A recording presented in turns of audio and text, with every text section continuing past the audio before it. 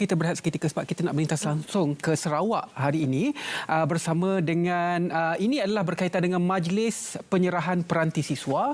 Jadi bersama dengan Yang Berhormat Tan Sri Datuk Seri Panglima Taun Plena Anwar Haji Musa, iaitu Menteri Komunikasi kita, bersama dengan rakan saya, rakan pelapor Debbie. Silakan dengan laporannya, Debbie.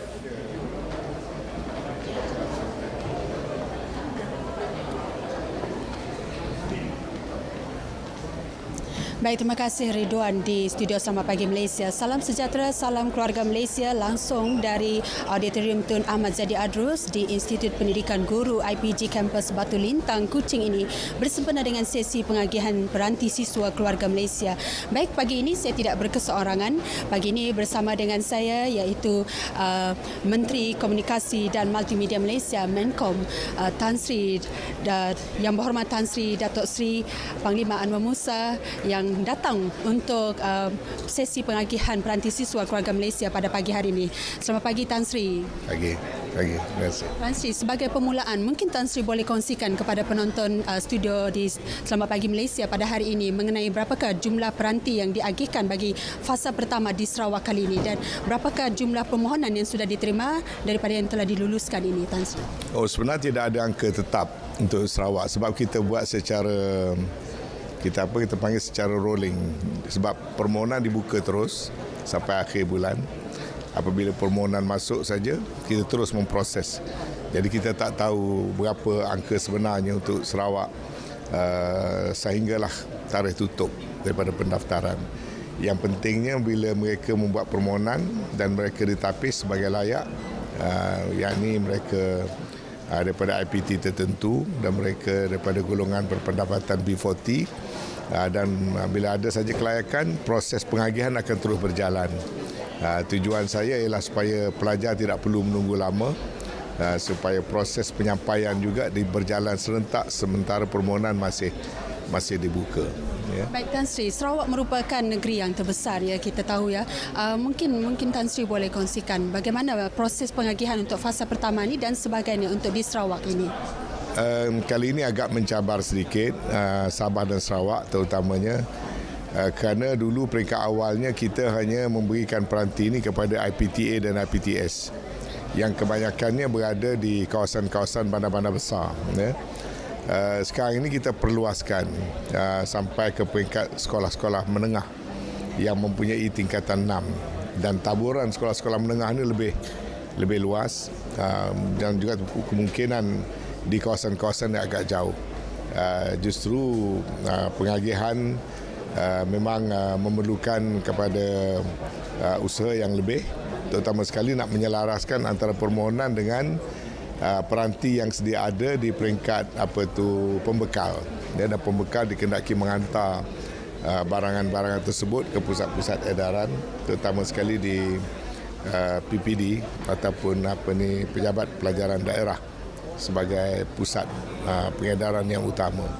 Walau bagaimanapun kita menjangkakan ia boleh diuruskan dengan baik, dengan perancangan yang baik, dan pelajar-pelajar di sekolah menengah juga akan terima serentak dengan pelajar-pelajar di bandar, di universiti-universiti. Baik Tan Sri, bila kita cerita mengenai peranti siswa yang diterima pada hari ini, ya Tan Sri, mungkin Tan Sri boleh kongsikan bagaimana pula usaha KECOM ya sendiri untuk memastikan capaian internet di Sarawak ini juga akan ditingkatkan. Peranti sudah ada, capaian internetnya bagaimana, ya Tan Sri? Ya, capaian internet memakan masa yang lebih panjang kerana dia bergantung pada kawasan, sama ada kawasan itu ada jalinan fiber optik ataupun tidak. Di mana tidak ada jalinan fiber optik, kita terpaksa menggunakan satelit misalnya, dan di setengah-setengah tempat memerlukan penambahan menara-menara, ya. Jadi proses ini memakan masa, dia tidak boleh buat dengan secara tiba-tiba. Sebab itu kita telah melancarkan program di bawah Pelan Induk Perkhidmatan Jalur Lebar Negara, dan juga program Jendela, jaringan digital negara, yang mana Sabah dan Sarawak sememangnya menjadi negeri keutamaan, dan sasarannya adalah untuk mensamaratakan tahap capaian dan juga speed. Dan sekarang ini di Sarawak telah pun meningkat dengan banyak daripada hanya lebih kurang 70 lebih peratus kawasan berpenduduk yang mempunyai liputan.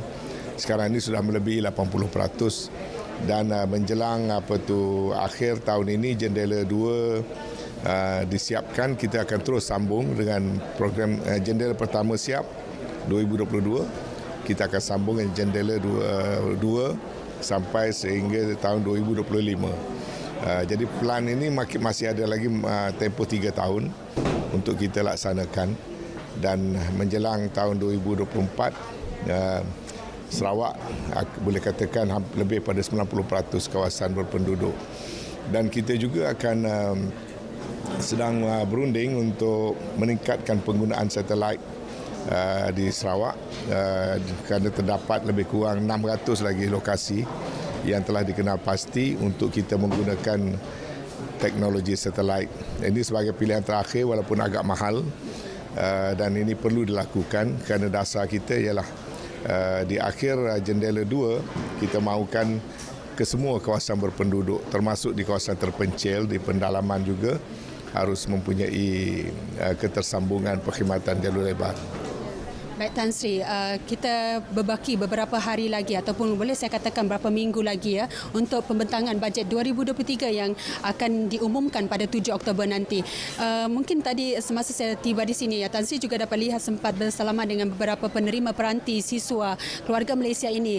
Dari wajah mereka ceria dan teruja. Mungkin saya boleh katakan andaian ada di antara mereka merupakan yang selama ini menantikan untuk memiliki peranti sendiri. Ya, mungkin selama ini berkongsi gadget bersama ahli keluarga yang lain, adik-beradik yang lain. Mungkin dalam pembentangan bajet untuk ini nanti, pada akan datang ini nanti, apakah mungkin harapan untuk bajet tambahan dan sebagainya untuk peranti siswa ini nanti ya Tan Sri? Itu tidak berbangkit sebab yang ada sekarang ini pun sedang dilaksanakan, dan satu program seperti ini menelan belanja setengah bilion, ya hampir 500 juta, ya 450 juta.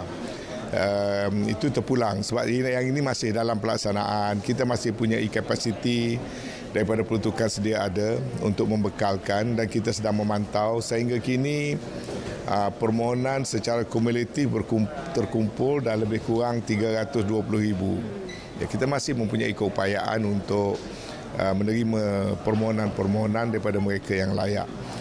Tentang sama ada untuk belanjawan tahun ini, mungkin program-program yang berbentuk lain lagi yang perlu kita lakukan, dan saya tidak boleh preemptif ataupun itu kena menunggu pada hari belanjawan. Akhir sekali ya Tan Sri, kita dapat lihat apa yang dapat saya kongsikan, apa yang dapat saya lihat daripada usaha yang sedang dilakukan oleh kerajaan kita pada hari ini, bahawa kerajaan kita juga melihat, saya kaitkan dengan satu peribahasa iaitu pemuda harapan bangsa, pemudi tiada negara, iaitu kerajaan kita juga menekankan bahawa menitik beratkan bahawa belia ini adalah tonggak ataupun harapan kepada masa depan negara kita ya. Dan KECOM juga, kementerian kita juga memastikan bahawa pembelajaran anak-anak di keluarga Malaysia di Malaysia ini juga akan tidak ketinggalan dengan kepatasan teknologi terkini. Ya, akhir sekali Tan Sri sendiri akan mengagihkan dan menyampaikan peranti siswa pada hari ini. Harapan Tan Sri kepada penerima pada hari ini. Strategi negara ialah untuk membuat pelaburan kepada pembangunan generasi muda yang akan datang nanti, akan memimpin negara, akan menjadi jentera utama dalam memajukan negara. Sebab itu pelaburan sektor pendidikan dan sektor pendidikan pada zaman ini perlu disokong oleh penggunaan teknologi bagi mempercepatkan proses digitalisation, proses penguasaan terhadap ekonomi digital, dan juga tentang untuk mensiapsiagakan generasi muda untuk menjadi sebahagian daripada proses the fourth industrial revolution. Kita bercakap tentang 4IR sekarang ini, jentera utama adalah di kalangan anak-anak muda, orang-orang muda. Sebab itu pelaburan yang besar seperti ini perlu kita lakukan. Yang keduanya sememangnya menjadi dasar negara kita sepanjang masa. Prioriti adalah untuk orang-orang muda. Kepada mereka kita mengharapkan akan memacu kemajuan dan pembangunan negara, dan sudah tentulah mereka memerlukan persiapan dari segi pelajaran yang tahap pembelajaran yang tinggi, kemahiran yang tinggi serta meletakkan mereka setanding dengan generasi baru di negara-negara yang lebih maju. Dan kita tahu kita ada keupayaan berbuat demikian kerana anak-anak muda kita sangat berkebolehan. Yang mungkin kurang adalah peluang. Sebab itu walaupun di mana saja mereka berada, di negeri mana juga mereka berada, atau mungkin mereka berada di kawasan yang agak jauh daripada pusat-pusat bandar, tapi kita cuba mensamaratakan, kita cuba menghapuskan sama sekali jurang perbezaan di antara kumpulan yang berada dengan tidak berada, bandar dengan luar bandar dan sebagainya.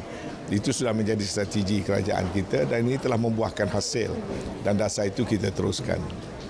Terima kasih Tan Sri untuk penjelasan sebentar tadi dan kita harapkan untuk peranti siswa yang diagihkan yang sedang dilaksanakan oleh kerajaan ini memberi manfaat kepada anak-anak keluarga Malaysia dalam membantu proses pembelajaran mereka. Baik, itu saja dari Cerita Pagi Sarawak dari Bumi Kenyalang, kembali bersama dengan Ridwan dan Suhaida di studio Selamat Pagi Malaysia untuk perkembangan seterusnya. Silakan. Baiklah, terima kasih banyak-banyak Debbie.